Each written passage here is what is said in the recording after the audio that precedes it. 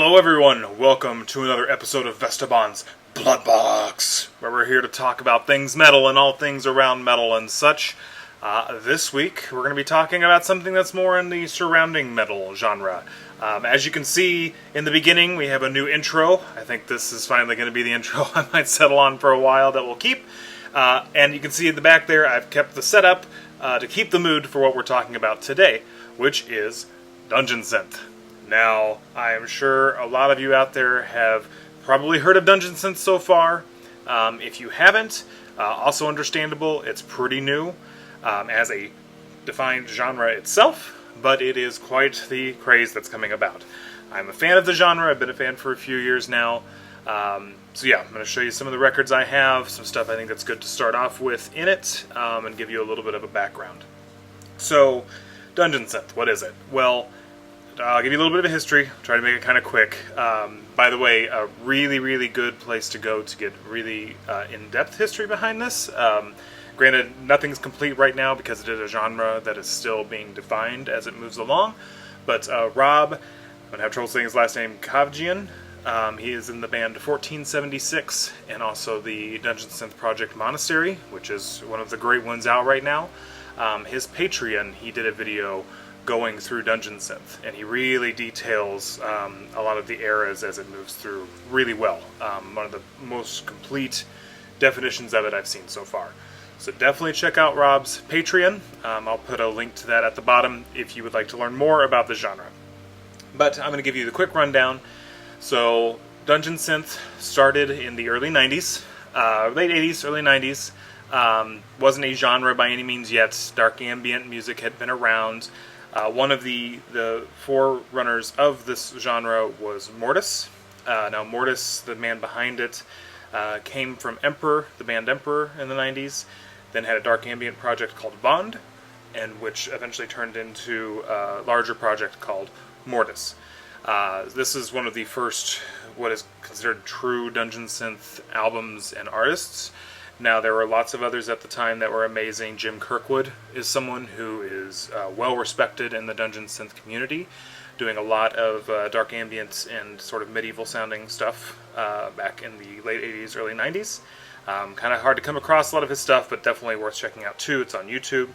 There's a great YouTube channel, the Dungeon Synth Archives. Definitely check that out as well. So, anyways, getting off a little bit here.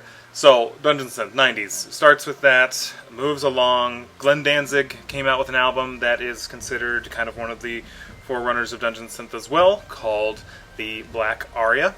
Completely synth album, definitely fits within the genre, somewhere between, I think, between Danzig 2 and 3 or something like that. And then, of course, Burzum, Varg Vikernes from Burzum, with his prison records that he made in prison because he didn't have access to basic instruments. He did have access to some synthesizers and started making dark ambient music, which was then considered later on Dungeon Synth. So, love him or hate him, he is a big part of why the genre is what it is today. So, that's the 90s. There was lots of other stuff going on too, but those are some of the main people who started the genre, even though it wasn't a genre yet. 2010s come along, internet starts coming about, I'd say closer to 2010, I think that's when people started popping up with this, more artists started popping up, and really, it seems like from 2015 on is when this has taken off. Now, there's lots of artists coming out within this time frame, a lot of artists are coming out day to day.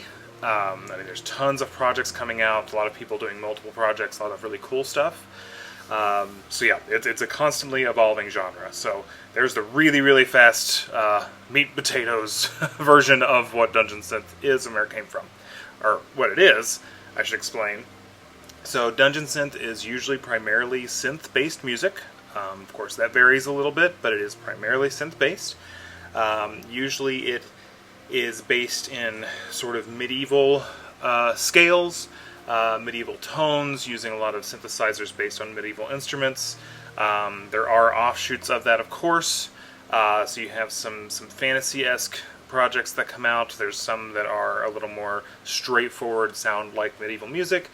Some that sound like video game music from the 80s, since it is synth-based, some of that 8-bit type stuff definitely translates over, and that is when it in itself a pretty big group in the Dungeon Synth community. A lot of Dungeons and Dragons fans are into Dungeon Synth, and those kind of go hand in hand. So, yeah, just like the name says, Dungeon Synth, a lot of that stuff sort of comes together.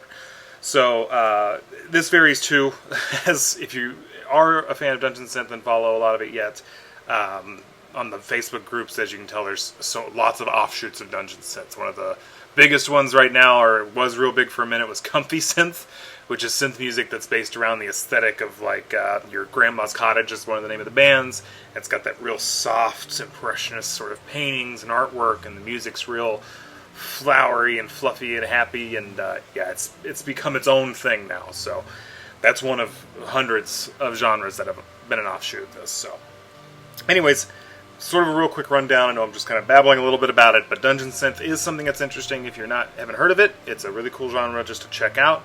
It's a fun genre. It's not taken too seriously yet, so it's still fun to get into. Lots of variations of skill levels in it. It is a genre that is people tend to prefer cassette tapes over other media, but there is vinyl coming out with it. Yeah, so Dungeon Synth. Definitely check it out. It's a lot of fun. So, I've got some stuff here. This is not my entire collection, of course, but these are some of my favorites. And I'll pull out some others on probably another video that I also really love. But I'll start you off here. These are certainly in no chronological order of Dungeon Synth at all. These are just what I have on my shelf. So, one of the big names in Dungeon Synth is, and there is debate on how you pronounce this, it's either Fief or Fief. F-I-E-F. I've heard it debated on how you say it. I've said it as Fief for a long time, so that's how I'm going to say it in the video. But Fief is a big name in Dungeon Synth. This music is straight up medieval, taken from medieval style music. Sounds like it could be traditional folk music from, the Renaissance era or something like that. Really cool stuff. This was released by Out of Season. So Out of Season is one of the big Dungeon Synth labels out right now. A lot of really amazing stuff comes out through them. There's also a lot of other really amazing labels as well. I'll put them in the comments so you can check out some of them to get some releases. But one of the few albums to be put out on CD. Now this is actually a collection of the first 4 Fief albums, as you can see there. So it's a double disc. Really cool CD itself. That's a double here, as you can see. So yeah, this is just like the artwork looks too. This music definitely fits this vibe. Like what it looks like is what it sounds like. So Fief, definitely check that one out. That is if you're into medieval type music, this is really great stuff. I've actually got the vinyl, the collection of the first and second record just came out on vinyl. It's on its way, we'll see when it shows up, but it will eventually, but yeah, Fief. Check it out. Let's see. So, I've got a couple of the ones that got me into Dungeon Synth personally. Luckily, those have come out on vinyl, so I'm going to show you those. Let's do this one. So, Old Sorcery. This is, to me, one of the top newer releases from Dungeon Synth. When I say newer, I mean within the last 10 years. That's kind of the newer generation of Dungeon Synth. This is really great stuff. This album is one of the first I heard that really turned me on to the genre. This one you get a little bit of a mixture of the Dungeon Synth dark ambient crossover. Again, synth-based. There is some medieval melodies going on here, but it's moving a little more into the namesake of Dungeon Synth. It sounds like it's in a cold, dank, wet dungeon with bricks around and stuff like that. Artwork's very important to these. As you can see, the artwork definitely fits the music too. Darker tones. Fief is a little bit lighter, happier music. This is a little bit heavier. So yeah, this is really stellar stuff. This project has come out with 1 or 2 other albums after this that are good. They're good for what they are, but this really is the one that hits home with me. This is the first one. You can see some of that there. But yeah, this to me is pure Dungeon Synth. This is one of the main records.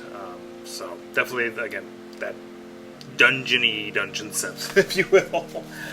Another record that came out, or I found about the same time, that I would describe very similarly, is ELFFOR, Draw Sod. This is a part of a trilogy. There might be 4 out now. This one, so the ELFFOR is actually a bit of a mix. So the dude behind this, and it's one person, actually does a lot of black metal stuff, straightforward black metal music. He has quite a few records out with that. Really stellar black metal. It's a very similar aesthetic. He uses a very similar aesthetic between his black metal and Dungeon Synth. The Draw Sod series is his Dungeon Synth work. Similarly to Old Sorcery, it is more of that sort of cold, feels like you're in a dungeon synthesizer, you know, the ambient atmospheres over some melodies, things like that. Definitely fits that bill. All of the albums in the series are incredible. So it's Draw Sod 1, 2, 3, and I think there was a 4 that came out recently. All very similar. They fit together really well. There's not a lot of variation between the albums, but what he does really well. So they're all very entertaining and fun to listen to. This is interesting. I've not usually gotten an LP that's in just a sleeve like this, so it doesn't have a jacket or anything, but yeah, it looks like it's actually been screen printed on. So this might be a little bit of some DIY stuff. Comes with a poster. That's the old symbol. He's had quite a few symbol changes throughout the years. But ELFFOR, big one. Another big one in the scene. Again, lots of good black metal. The Draw Sod series is your straightforward Dungeon Synth. So check that one out as well.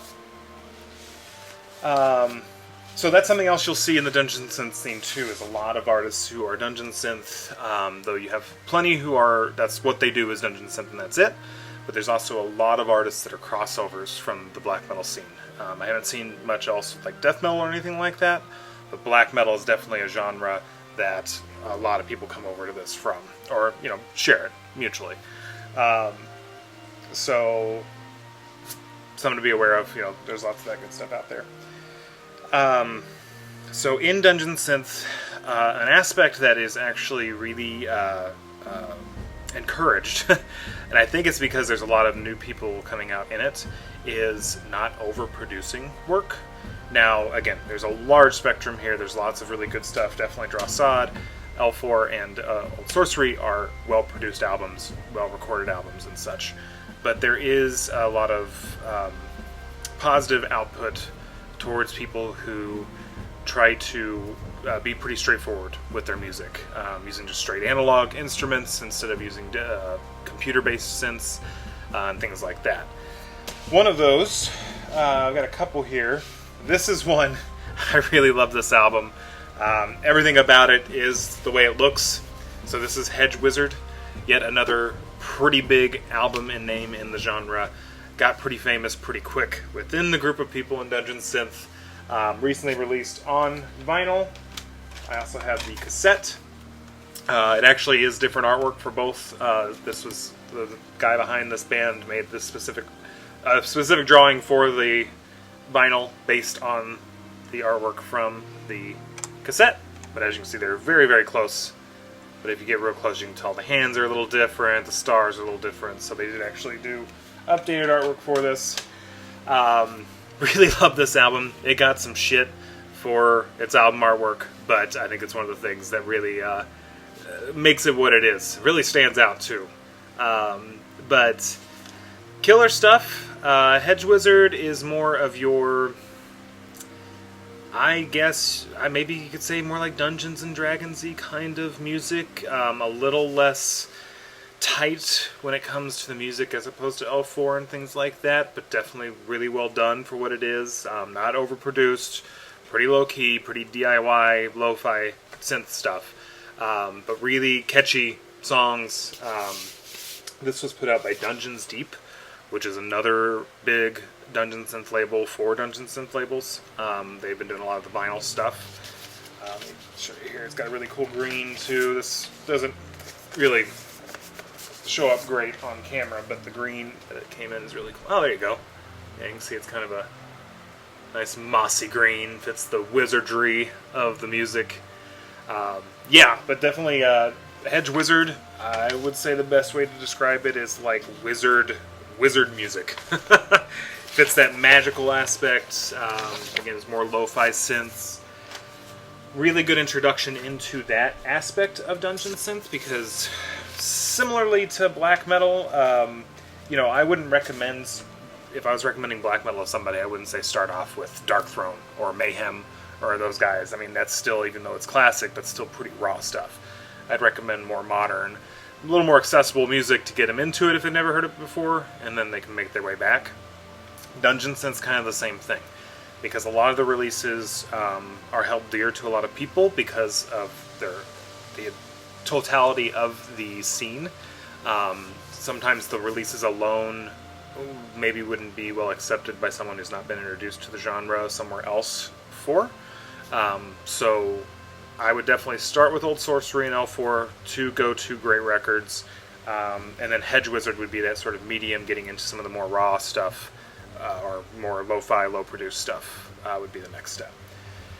So from there, and then I've got lots of other smatterings of things. Again, Dungeon Synth's still, to this day, kind of all over the place and what all's in it. This is some of the real lo-fi stuff, but really good, in my opinion.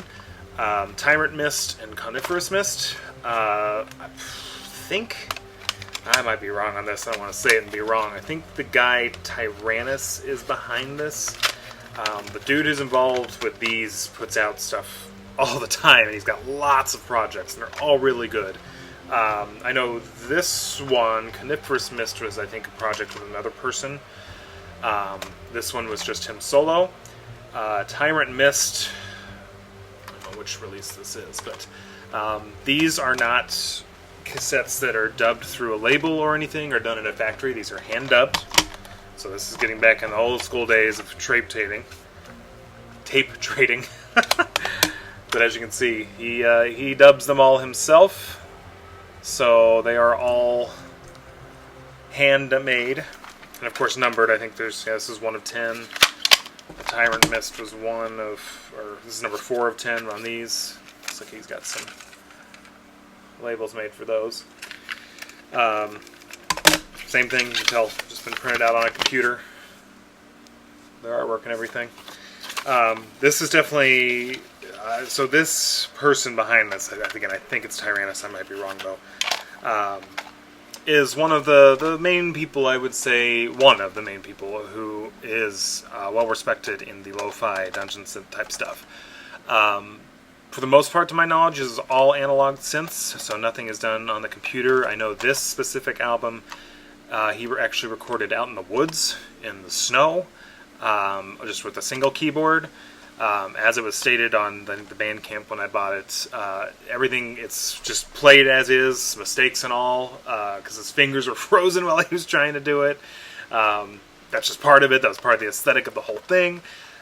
So that's also something that's kind of cool that happens in Dungeon Synth, is you get a lot of the whole environment around an album. So lots of little things are often included with Dungeon Synth albums. This came with a little figure that I've got back on my stuff. The story behind it is a part of the album, with it being recorded in the snow, in the woods, fingers frozen, doing it all at once, one take on everything, is part of it. So these are definitely in the lore of Dungeon Synth and the community of Dungeon Synth. Lots of other projects. Obviously, it's hard to find specific releases from these projects and other ones that this person puts out, because they are all hand-dubbed on just cassettes they can find. I think some they did with like old church cassette tapes that were from sermons, but they were able to write over those, so they actually just used those tapes and re-recorded the music over those tapes. So, cool DIY aspect of the Dungeon Synth scene. Definitely check these out and all the other projects that go along with it. Let's see. Again, I'm kind of all over the place with the Dungeons and stuff, and I'll probably do multiple videos of this genre because I've got lots of stuff. And lots of stuff coming in. I mean, there's always cool stuff coming out, so. Okay, so an example, too, of an album that is in Dungeon Synth, but I would say is separate from the typical sound of Dungeon Synth. I am not 100% sure, but I think the person behind this may have been the same person behind these. I'm not 100% sure on that, though. But TYRANNUS is the name of this project. This is called Angel Heart. I was really stoked this one came out on cassette.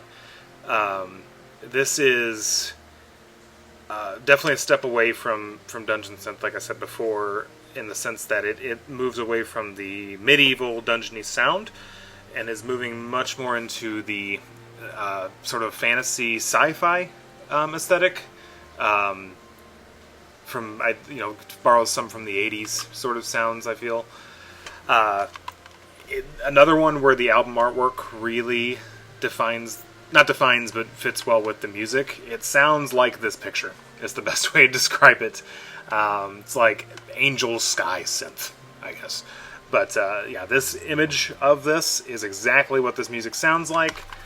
We actually, so I've been getting back into VHSs. We just watched Neverending Story last night, and I haven't watched it in a while. And that castle in that whole vibe of Fantasia, the world in that movie, is this album. This fits that perfectly. The synth has that sort of strange, dark undertone of fantasy, but it still has a, I don't know, it makes you think of pastel colors and things like that. It just really, really fits this. It's hard to describe. Definitely one checking out. Comes in a cool cassette. This one, somewhere, I think it was like in Poland, pressed this or something, so it took a while to get here, and I think they're sold out, but you can still get these on the TYRANNUS Bandcamp. So if you're looking for something, if the dungeon type stuff or the medieval stuff's not really hitting you, this is one of the cool albums that's an offshoot of Dungeon Synth that's worth checking out. Again, if you're into 80s sci-fi or 80s fantasy, especially if you're into Neverending Story and that look of that, this is a really, really good release that would be similar to that aesthetic. So, TYRANNUS, Angel Heart, definitely check out. Let's see here. A newer one, I don't know much about this band, but this was another one that was released on Dungeons Deep Records, is HEGELBURG. I just recently got this. So, Ask is the name of the artist, or music by that person. HEGELBURG. This is really good stuff. This is really highly produced Dungeon Synth. This one, the best way to describe it is if you like the soundtrack to Skyrim, you will really like this. I don't want to knock it because it's really well done. The only criticism I would have is it is straight Skyrim worship. I mean, this sounds like, you could have plugged this album into while you're playing Skyrim and it fits perfectly. It sounds exactly like that soundtrack. Obviously dig it. I like it. And just originality-wise, I don't know if it's borrowing a lot from that. Kind of nice, though, because the Skyrim soundtrack on any physical format's pretty expensive to get right now. So if you want something without paying that price, this is definitely the album to check out. I think the artwork's maybe done digitally. It does have really nice artwork, though. Again, really well produced, really good stuff, really interesting album. Definitely background kind of music. That's kind of Dungeon Synth as a whole. A lot of these albums are really good to put on the background while you're doing something. A lot of it's not music that is the best for being an active listener of. It's kind of good just to have on around you. Certain albums like this one I would say is more of an active listening album. There's more going on here. The songs aren't real long compared to a lot of the other Dungeon Synth albums. Something like this, really nice, just solid background music in my opinion. So definitely good stuff. Of course, so again, I keep saying a lot through this thing. I know I'm repeating myself a lot. But there's a lot of different aspects of Dungeon Synth. It is a genre that is constantly redefining itself almost on a daily basis, so there's a lot to keep up with. It's definitely a genre just to have fun with. But there are some bands that come out that really, really, it's really an immersive music, and there's a lot that goes behind it, and it is more of an active listening, fully involved and immersive album. Monastery is one of those bands that I would consider to be that. Now, Monastery is the project of the guy I told you in the beginning, Rob, who has the Patreon that's worth checking out because he has a really good video of the sort of history of Dungeon Synth. He'll say too, it's not fully comprehensive, there's more to it, but from what I've seen, it's one of the best. But he also has his project, Monastery. Now, everything that goes into these albums are not thrown together. This is very well researched. There's a lot of history behind the aesthetic of these, at least this album, and his first one I think has some too. He uses classical artists. To my understanding, this album is actually representative of the group of artists that made these paintings, or these type of paintings at the time. I'll show you more about that in a second. This is the second release. The first one sold out in the pre-order immediately, so he did a second release of it. Put out by a really great label. You've heard me talk about them before, FOLKVANGR Records. Awesome label. A lot of stuff going on there. They have black metal. There's some kind of death metal stuff on there, but it's mostly black metal, atmospheric music, dark ambient music, and then some Dungeon Synth releases. But this is called The Garden of Abandon. Really great double album. So again, this is the second release of that. Get everything out here without losing it. So as you can see, it comes on 2 cassettes. Double cassette. Monastery stuff doesn't sound like other Dungeon Synth. It fits really well in the Dungeon Synth aesthetic, but it easily could be considered other things as well. It has a really unique sound. I've not heard anything else like it. When you hear a Monastery song, you can tell it's Monastery, you can tell it's Rob's work. What was cool too is with this, it comes with a little booklet, as you can see here, that has I don't think it's the lyrics, I think it's, I think it is lyrics, but also some explanations of the paintings, but it has a lot of examples of the paintings of the artists that it is talking about. There's a whole history of this group of artists that made this work and their community and things like that. So that's really cool. I also got with mine, I don't know if it came with all of them, but I lucked out and I actually got the 2 so the first one came out, it was actually 2 separate cassettes in a package, not double package like this. But I was lucky enough to get the J cards of the first release, so that was cool. I think they might just put some extras that were in there. And of course a really nice sticker. Awesome. But yeah, Monastery is one of those bands that this is an active listening album, in my opinion. You really sit down, spend some time with it. It's worth spending some time with.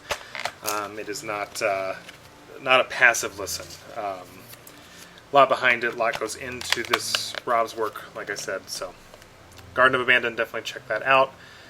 He's got some new EPs out through the Bandcamp. If you do check out his Patreon, if you subscribe, you get early access to a lot of that stuff, so that's worth doing. He's got some really awesome videos. He's into magic and things like that.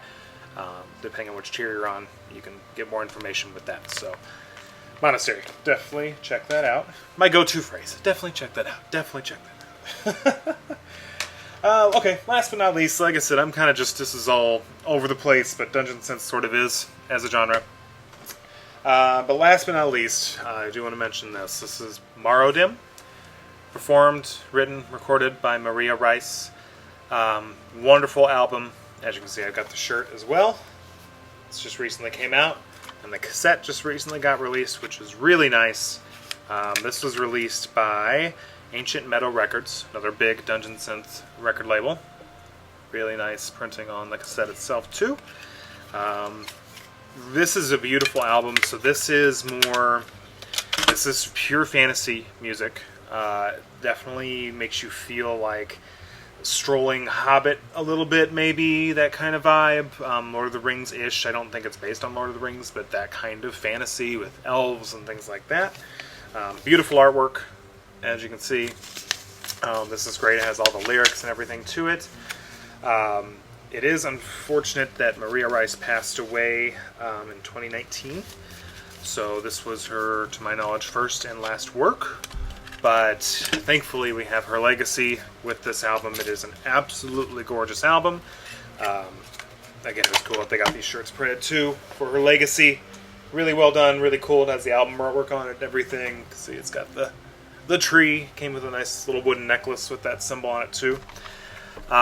This is, again, gorgeous album, a fun album, really well written and done.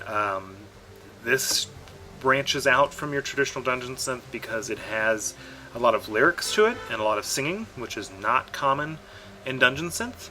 But this one does. She has a beautiful voice, and it's really, really well written and performed.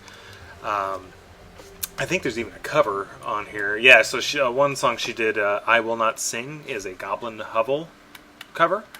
The rest are her original stuff. But definitely check this out. Wandering stroller type songs, adventure songs is what I would say this is. So, really good stuff. Has become a legendary album within the Dungeon Synth community, even aside from her passing, which is a tragic thing, but it is not popular just because she passed. It's popular because it's really well done. So, wonderful album. MORROWDIM, Wandering Songs. Worth a listen. I don't think they have any left, but there might be reprints at some point. We'll see. So, that's a quick rundown of a lot of my Dungeon Synth stuff I have. Now, I know, I babbled a lot about this one. There's a lot to babble about, but there will be more videos.